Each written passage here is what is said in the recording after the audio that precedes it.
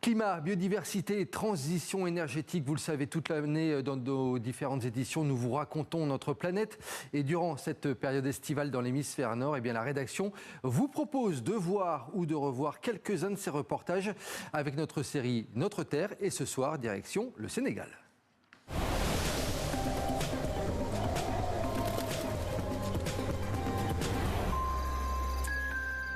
Le Sénégal, où le secteur de la pêche est vital pour l'économie du pays. Il fait vivre près de 600 000 personnes. Mais aujourd'hui, l'activité de pêche artisanale est en danger.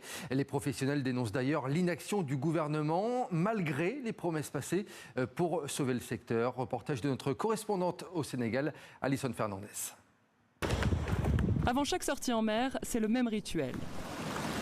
Enfiler la combinaison, la ceinture de plomb, le masque, des gestes répétés des centaines de fois par Babacar Sy, qui a commencé la chasse sous-marine il y a 37 ans.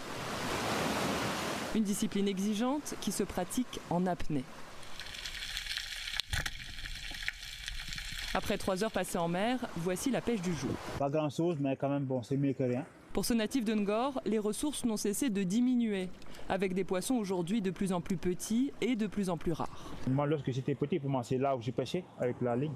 Je n'avais pas besoin de plonger, comme je disais. Maintenant, il faut aller un peu beaucoup plus large.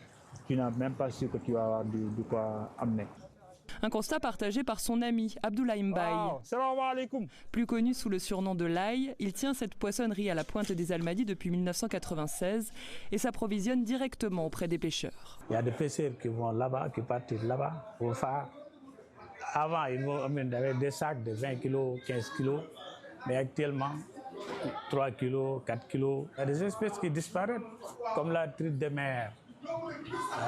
Et les poissons qui s'appellent malbret, beaucoup avant, mais maintenant pour avoir 2 kg ou 3 kg, c'est pas bâti.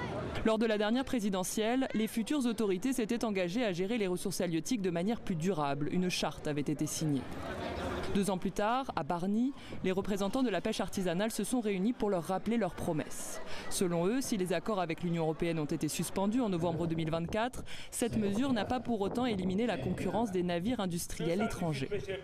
Aussi comme on a réglé le bateau, ces bateaux de l'Union européenne, le poisson va revenir. Non, c'était sur 2 espèces et c'était contrôlé. Moi, je n'étais pas d'accord pour qu'on me parle de ces bateaux de l'Union européenne comme si c'est les Européens. Non, c'est les Asiatiques.